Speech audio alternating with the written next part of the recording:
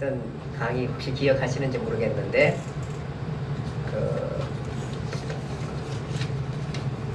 어디 강론이죠? 네. 감남산, 네, 감남산 강론입니다. 내용 주보 잠깐 한번 볼까요? 주보 아마 읽으면은 이게 제가 그래도 승리를 해가지고 승리를 다 드려서 주보를 정리합니다. 사실 한번 보시면은 이런 내용이었구나 이 생각 아마 들 겁니다. 한번 먼저 읽어보고 갈게요. 감남산 유언강론 1일 감남산 강론의 좌우 배경. 예수님께서 예루살렘 성전을 바라보시며 탄식하셨다. 일요일에 예루살렘 입성하시다가 높은 곳에 서서 예루살렘을 보시고 예수님께서 오셨다. 그런데 또다시 화요일에 예루살렘을 보시고 탄식하셨다. 이유는 이스라엘을 구약의 역사 속에서 선지자들을 보내셨고 세례 요한을 보내셨고 이번에 아들까지 왔는데 아들마저 죽이려 하는 예루살렘의 영성 앞에 오신 것이다. 마치 수모를 당하며 외롭게 활동했던 예레미야가 무너진 예루살렘 앞에서 오열했던 것처럼 예수님도 40년 후 디도 장군에 의해 멸망할 예루살렘 성의 미래를 바라보며 오열하셨다. 그리고 예수님은 이 성전이 돌 하나도 돌 위에 남지 않고 무너지겠다 하셨다. 그때 제자들이 그럼 어느 때에 이런 일이 일어나겠습니까? 주의 임하심과 세상 끝에는 무슨 징조가 있사오리까? 하는 질문과 함께 감남산 강론이 시작되었다. 예, 요약 잘 되었죠? 예, 그렇게 되었습니다. 그리고 그 내용들이 이제 보면 되는데 종말의 징조, 예루살렘 성전 파괴 예언과 종말의 징조에 대해서 얘기하는데 이렇게 되어 있어요. 두 개의 렌즈가 있다. 예루살렘의 멸망의 징조와 예수님이 오시는 징조가 함께 뒤섞여 있다. 즉 제자들은 예루살렘의 멸망은 세상의 종말이므로 그때 바로 메시아 왕국이 도래할 것으로 생각했다. 제자들은 역사의 종말은 많은 세월이 흘러야 할 사건임을 이해하지 못했다. 그렇죠?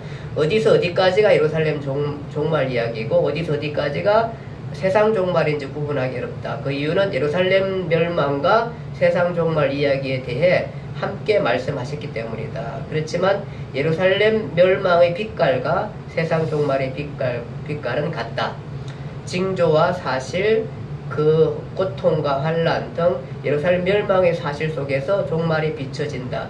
예루살렘 멸망은 하나의 모형이요 세상 종말은 모형의 실체이다. 종말의 징조들, 적거리도 출현, 민족적 전쟁, 기근과 지진, 거짓 선지자, 불법 성행, 큰 환란, 인자의 재림, 환란 후에 해가 어두워지고 달이 빛을 내지 아니하며 별들이 하늘에서 떨어지며 하늘의 권능들이 흘리리라. 종말은 노아의 때와 같다. 재림을 준비하라. 충성되고 지혜로운 주인이 되어서 양식을 나눠줄 사람이 누구인가? 종말주의 준비 비유들, 열처녀 비유, 달란트 비유, 양과 염소 비유, 예, 이런 것들입니다. 그것이 무슨 강론이라고요? 감남산 강론입니다. 자, 감다포에서 오늘은 이제 그러면 뭐죠? 다락방 강론입니다. 다락방 강론. 다락방 강론은 이게 이제 감남산 강론은 화요일 날 있었고요. 수요일 날은 특별한 일이 없습니다. 이제 이 수요일은 이제 그 돌아가시는 그 주간, 예, 그 주간이죠. 그 주간 수요일입니다. 수요일은 특별한 얘기가 없었고, 다만 이제 성경에는 그 가룟 유다가 예수님을 팔려고 막 결심하고 뭐 이런 장면들이 좀 있습니다. 그리고 난 다음에 이제 목요일 다락방 강론입니다. 다락방 강론은 그 사실 이 감남산 강론은 공관복음에 다 기록이 되어 있고 특히 마태가 잘 정리해놨는데 다락방 강론은 요한만 정리를 해놓고 있습니다. 그래서 다락방 강론, 포도나무 강론, 그 다음에 대제사장적 기도는 요한만 기록하고 있습니다. 우리가 이제 요한복음 13장으로 가야 합니다. 요한복음 13장. 요한복음이 21장인데, 그쵸? 21장까지, 지난주에 여러분 요한복음 읽었잖아요, 성경, 그쵸? 21장까지인데, 지금 13장입니다. 아니, 얼마 안 남았는데, 이제 목요일, 금요일, 그리고 돌아가시는데, 아직도 요한복음의 13장이 바로 이 다락방 강론입니다. 그러니까 강론이 굉장히 길겠죠? 길고 내용이 많습니다. 요한이 대단한 사람이다. 잘 정리해 놓고 있는 것입니다. 이 다락방 강론은 어떻게 해서 시작되냐 하면은 예수님께서 목요일날 베드로와 요한을 보내시면서 우리를 위하여 유월절을 준비하라 이렇게 말합니다. 그러자 제자들이 뭐냐면 어디서 준비하리까 이렇게 얘기하니까 성 안으로 들어가면 물 한 동이를 가지고 가는 사람을 너희가 만나게 될 것이다. 그가 들어가는 집으로 너희도 따라 들어가라. 그러면은 그 들어가서 그 집주인에게 내 선생이 제자들과 유월절 먹을 객실을 구한다 이렇게 얘기하면은 그 주인이 아주 큰 다락방을 내어줄 것이다. 거기서 유월절을 준비하면 좋겠다 이렇게 말합니다. 이 다락방이 우리가 누구의 다락방이에요? 마가. 예, 우리가 잘 아는 마가라는 사람의 다락방입니다. 누가복음에 의하면 제자들과 이 유월절을 함께 하시기를 예수님께서는 원하셨다 그렇게 말씀했습니다. 왜냐하면 사실 이제 며칠 안 남았어요. 며칠이 아니라 내일이면 예수님은 이 땅에서 이제 정말 그의 말씀대로 돌아가시게 되면 사라지시게 되십니다. 그래서 그 얘기를 하는 겁니다.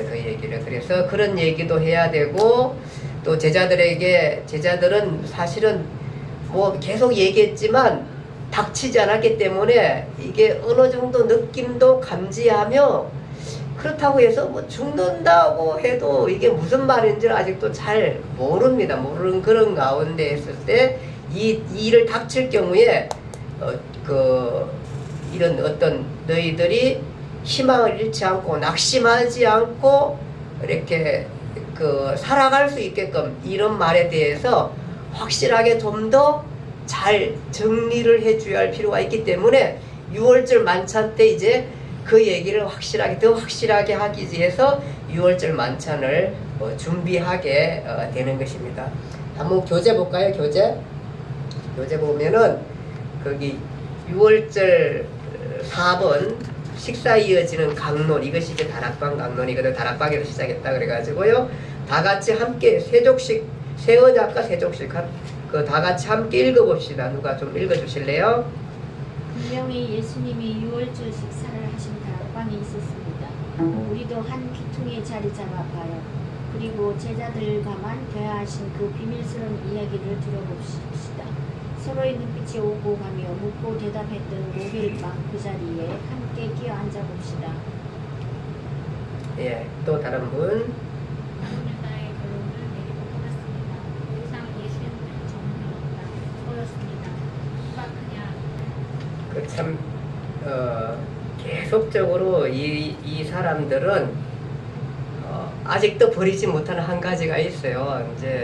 그러니까 예수님이 그렇게 설명하고 얘기를 하고 자기가 떠난다고 얘기하고 또 죽는다까지도 얘기를 다 했음에도 불구하고 이들이 가지고 있는 그 메시아가는 흔들림이 없습니다. 그러니까 아마 이들도 꼭 그렇다고 해가지고 이렇게 확실하게 잡히는 게 없었어요. 그러니까 이것도 놓치지 않고 저것도 놓치지 않는 그런 가운데 가고 있는 이들의 모습을 보게 되는 것입니다. 6월절 식사 때까지도 이들은 뭐라 하면 누가 크냐? 예수 혁명정부에 누가 자리에 앉을 거라는 기대. 왜냐하면은 이게 일을 봐서는 되어지는 일들을 봐서는 곧 그의 정부가 다가오고 있다는 그 느낌은 있었어요. 근데 그 정부가 어떤 건지에 대한 것은 아직도 실체적으로 잡히지는 않는 거죠. 그러다 보니까 또 누가 크냐 그까지 합니다. 그러니까 예수님께서 식사하는 자리에서 일어나셨어요. 나르시고는 겉옷을 벗고 수건을 가져다가 허리에 두르고 모양이 보이시죠? 예, 겉옷을 벗었어요. 그 다음에 수건을 허리에 두르셨어요. 그리고 난 다음에 이렇게 대야에 물을 떠서 제자들의 발을 씻기십니다. 이게 이제 세족식입니다. 세족식. 씻기시는데 시몬 베드로가 뭐라 그러냐 하면은 선생님이 어떻게 내 발을 씻깁니까? 내가 씻겨드려야 하는 이런 생각을 갖고 있. 그렇죠. 사실은 원래 그 제자가 스승의 발을 씻겨 예수님이 씻으시니까 그러면서 말하기를 절대로 저는 제 발은 씻을 수 없습니다. 그렇게 얘기하자 예수님께서 이렇게 말합니다. 내가 너를 씻어주지 아니하면 너와 상관이 없다. 이렇게 얘기하니까 베드로가 이 성격이 급하잖아요. 뭐라 그러냐면 아 그래요? 그러면은 손과 머리도 씻어줘서 이렇게 얘기합니다. 그러니까 이미 목욕한 사람은 발만 씻어도 된다 이제 얘기를 하시깁니다. 그러면서 나는 너희의 선생이지만 스스로 낮추어 발을 씻겨준다. 하나님의 나라의 질서는 바로 섬김에 있다. 사랑으로 섬겨라. 그 얘기를 하게 되는 것이 바로 이 세족식입니다. 세족식. 그리고 이제 성만찬을 하게 됩니다.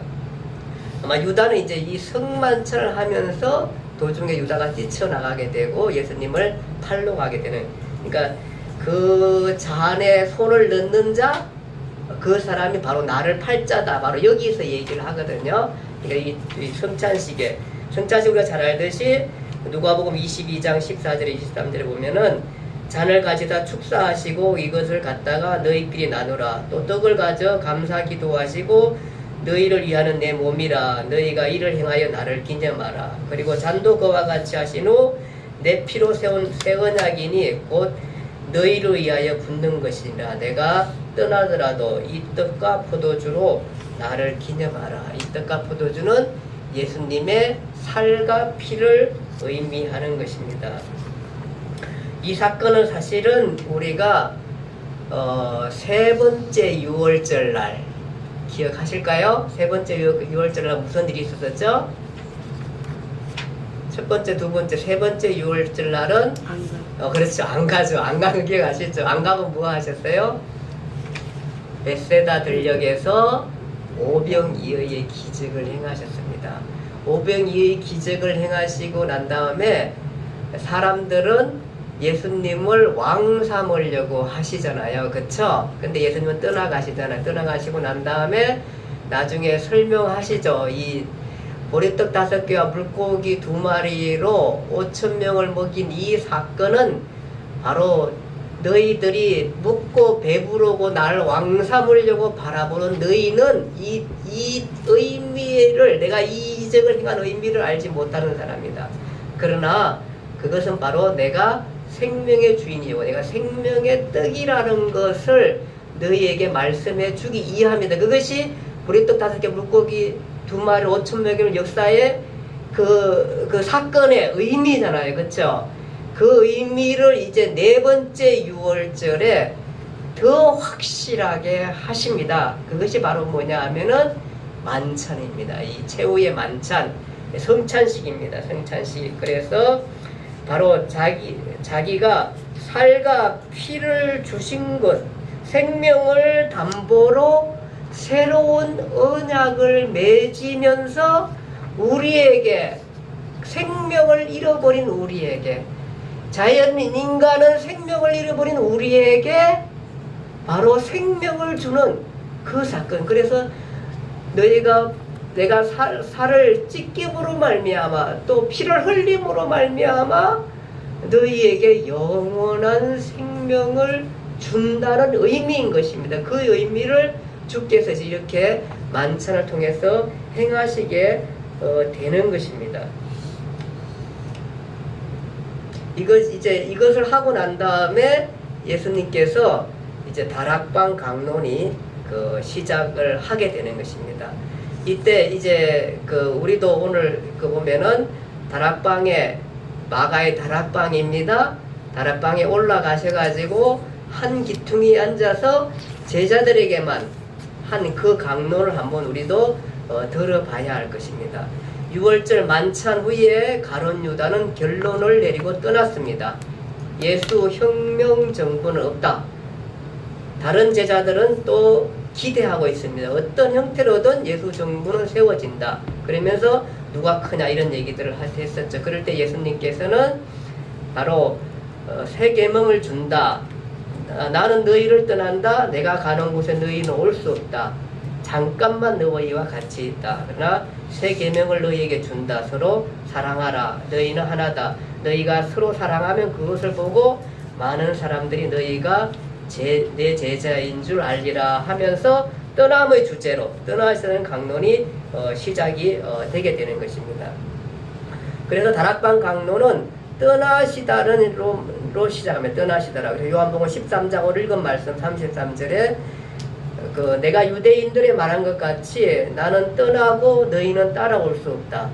이제 인자가 영광을 받으실 때가 됐다. 여기서 영광이라는 단어는 예수님의 신성, 하나님으로서 드러날 신성을 말하게 되는 것입니다. 말씀드린 이 영광이라는 단어는 정말 엄청난 단어인 것입니다. 우리가 영광 돌리자, 영광도 이런 얘기 하는데 이 영광이라는 단어는 엄청난 단어인 것입니다. 왜냐하면은 우리가 예수님께서 이 땅에 오신 것은 정말 땅 끝까지 낮아지신 것입니다. 그러니까 우리가 벌레처럼 된 거라서 이렇게 생각하시면 됩니다. 그가 이 땅에 오시는 것은 하나님이 이 땅에 오셔서 초라한 마구간에서 태어나시고 고난 받으시고 여러 가지 채찍 맞으시고 그 다음에 여러 가지 조롱 당하시고 십자가 지시고 이런 것들은 있을 수 없는 일들입니다. 이것이 다 누구 때문이냐 하면은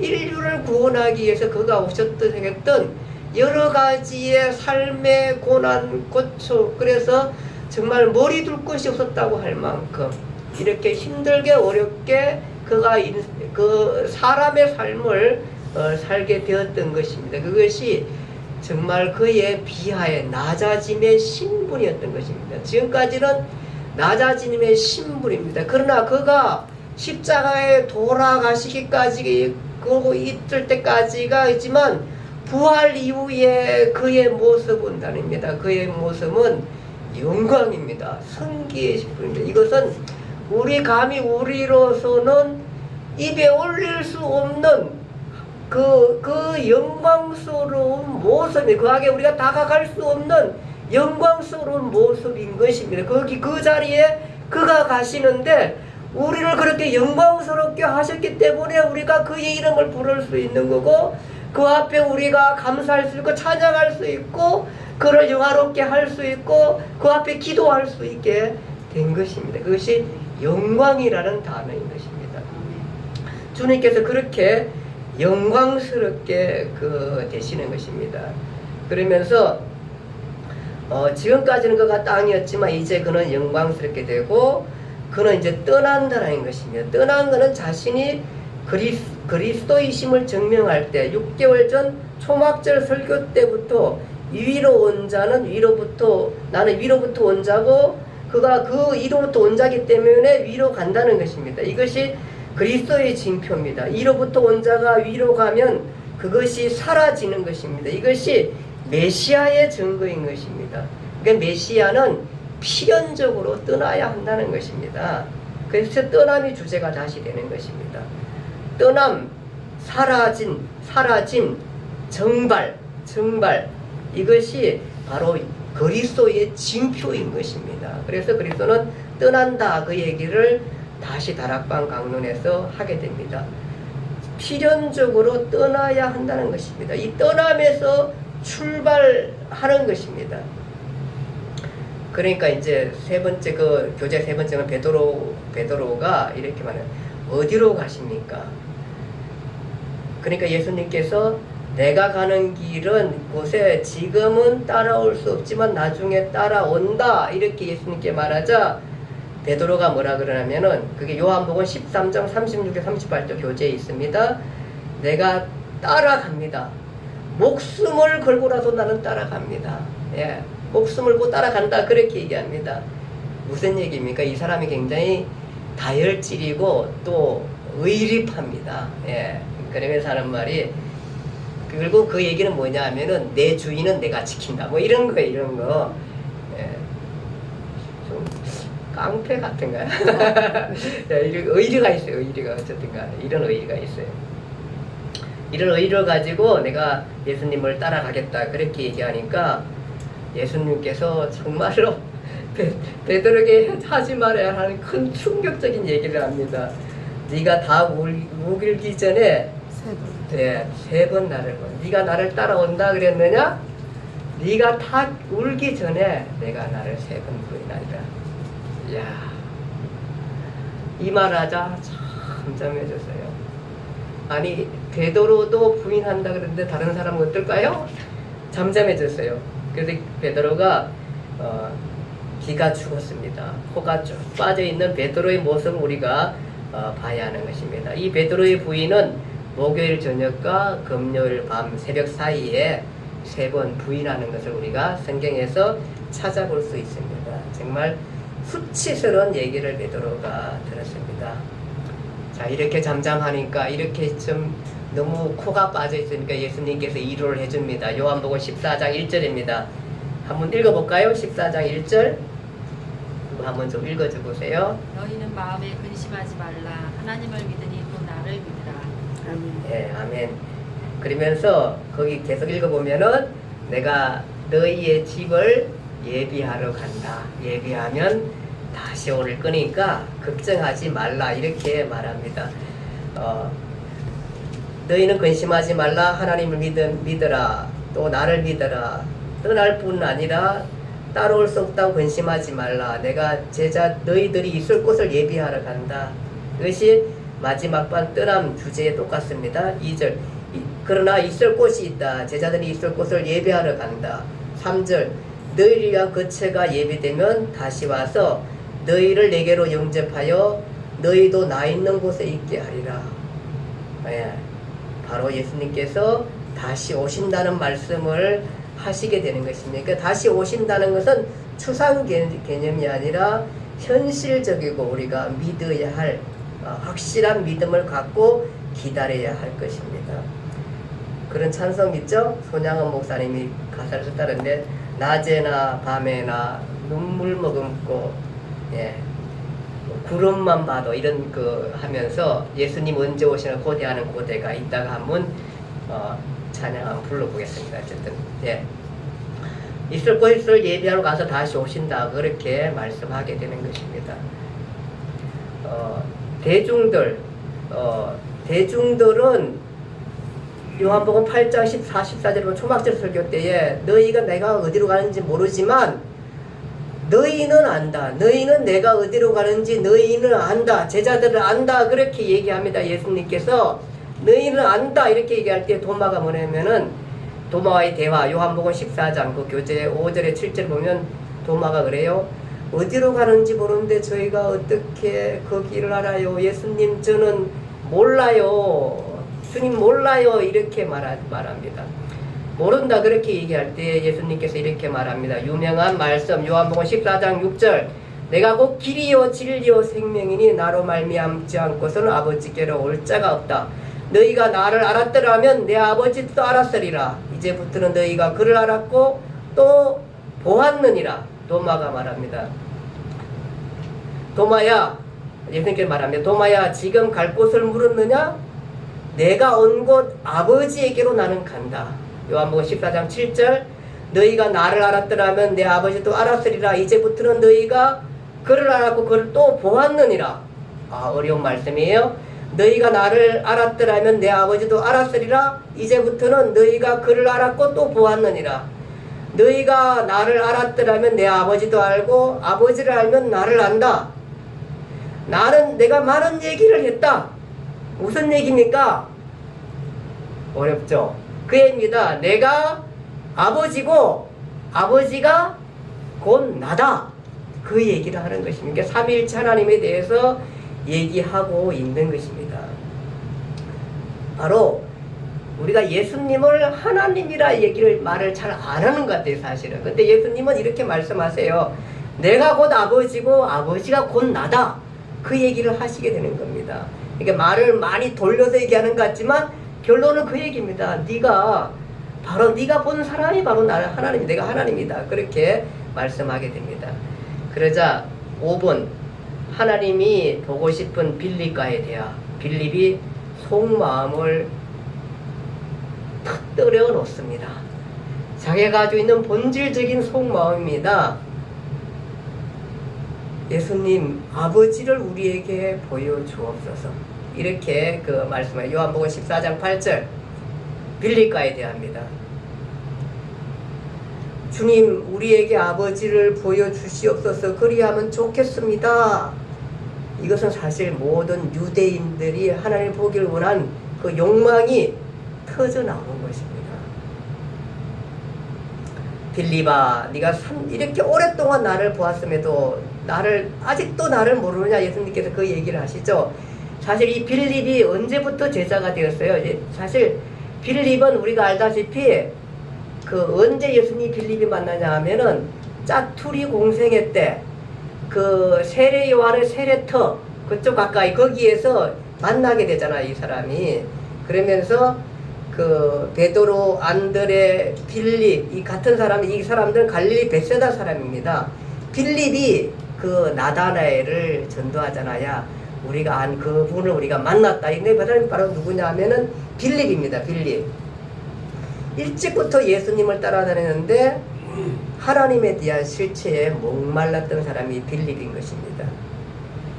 그 하나님이란 실체, 사실 그 궁극적인 실체에 대해서 목말라서 이것은 철학자들도 또 우리 모두의 어쩜 욕구일 수 있습니다. 하나님을 보여달라는 것이 우리의 욕구가 아닌가 이런 생각을 하게 되는 것입니다. 빌립아 네가 그렇게 오랫동안 나를 보았는데 아직도 나를 모르느냐 하는 것이 예수님의 답인 것입니다. 그러면 내가 어떻게 해야 내가 그것을 알 수 있겠느냐? 그러면서 하나님 내가 너한테 어떻게 보여야 하겠느냐? 어떤 모습이 가장 잘 하나님을 감각할 수 있겠느냐? 어떤 실체로 인식할 수 있겠느냐? 바다냐, 새냐, 구름이냐 어떤 것이겠느냐? 바로 누구여야겠나? 사람이어야 하지 않겠느냐? 하나님은 사람의 모습이어야 되지 않겠나? 사람이 낳은 사람이어야 하지 않겠느냐? 가장 그 하나님의 모습을 잘 인식할 수 있는 것은 새도 아니요, 동물도 아니요, 구름도 아니요, 계곡도 아니요, 바다도 아니라 바로 사람이지 않겠느냐? 내가 사람으로 오지 않았느냐? 그 얘기를 하게 되는 것입니다. 인자, 그가 바로 하나님을 잘 이해할 수 있는 거 아닐까? 아니지 않겠느냐? 그 얘기를 하게 되는 것입니다. 굉장히 사실은 이 질문은 철학자들도 계속했던 질문입니다. 근데 사실 예수님께서 이렇게 말씀해 주는 것입니다. 그러면서 삼위일체를 말합니다. 내가 아버지 안에 아버지가 내 안에 있다. 그렇게 하면서 아버지와 아들의 관계, 즉 그리고 제자들과 아들과의 관계를 가르쳐 주면서 그렇게 얘기합니다. 빌립이 하나님을 보여달라고 했을 때에 바로 그 삼위일체 하나님, 내가 아버지 안에 있고 아버지가 내 안에 있고 내가 곧 아버지다, 그렇게 얘기하게 되는 것입니다. 그러면서 어떻게 설명할지 잘 네가 이해할 수 있지 모르지만 사실은 인자라는 말 가지고 너희가 알아야 되는데 정말 모르겠으면 안 깨달아지면은 11절에 이렇게 얘기합니다. 안 깨달아지면은 내가 한 일을 보고서라도 나를 믿어라. 내가 아버지와 함께 있음 곧 내가 아버지임을 알면 좋겠다. 바다를 걷고 죽은 자를 살리고 보리떡 5개와 물고기 2마리로 5,000명을 먹이고 많은 맹인들을 고치고 병든 자를 고쳤던 그 일들을 보고 내가 누구인지 알면 좋겠다. 그 얘기를 하시게 되는 겁니다. 바로 그냥 누구냐면 내가 그가 나다. 내가 바로 그 아버지다. 근데 왜 아버지를 보여달라고 하느냐? 그 말씀을 예수님께서 하시게 되는 것입니다. 내가 바로 그다. 내가 곧 아버지다. 그 얘기를 하게 되는 것입니다. 근데 좀 다릅니다. 여러분, 이방에서 생각하는 신 개념은 우리가 옛날 이방 종교 했을 때 얘기했듯이 우주와의 합의를 얘기하는 것입니다. 인간이 신이 되는 원리는 뭐냐 하면은 바로 신과의 합일, 구원, 열반, 득도하는 것입니다. 그것은 뭐냐 하면은 자기의 정체성은 없고 신화화, 신적 신으로 되는 것이 합일 개념입니다. 합일되는 개념. 이것이 성경과 다른 것입니다. 예수님은 합일 개념이 아닙니다. 예수님은 우리로 하여금 연합에 대해서 말씀하는 것입니다. 그래서 세상에서 풀었던 모든 종교, 모든 철학, 이런 내용은 다 뭐냐 하면은 자기의 객체는 없고 인간은 노력해서 신처럼 변화한다. 그렇게 말하는 것입니다. 그러나 성경은 하나님은 하나님이고 사람은 사람이다. 그렇게 말하게 됩니다. 다만 바로 예수님께서는 신에 대해서 연합적인 의미를 사용하고 있습니다. 그러면서 삼위일체 되는 성부 하나님과 성자 하나님과의 관계를 얘기합니다. 내가 아버지 안에, 아버지가 내 안에 있다. 예수 그가 하나님도 되고 사람도 된다는 것입니다. 이런 얘기들을 하게 되면 정체성을 구분하는데 바로 연합이다. 그 얘기를 하게 되는 것입니다. 아버지 하나님과 성자 하나님의 연합이다. 그 얘기를 하게 되는 것입니다. 초월자라서 아버지께서 인간의 현상 세계 안으로 들어오셔서 내재하시는 하나님이 되신다. 우리와 동행하시는 거, 바로 하나님을 안다는 거, 초월자로서 우리 가운데 들어와서 내재하시는 하나님으로 내 안에 계셔서 동행하시며 교제하시며 한다는 것. 성부, 성자, 성령 하나님, 그 하나님이 하나의 연합을 이룬다는 것입니다.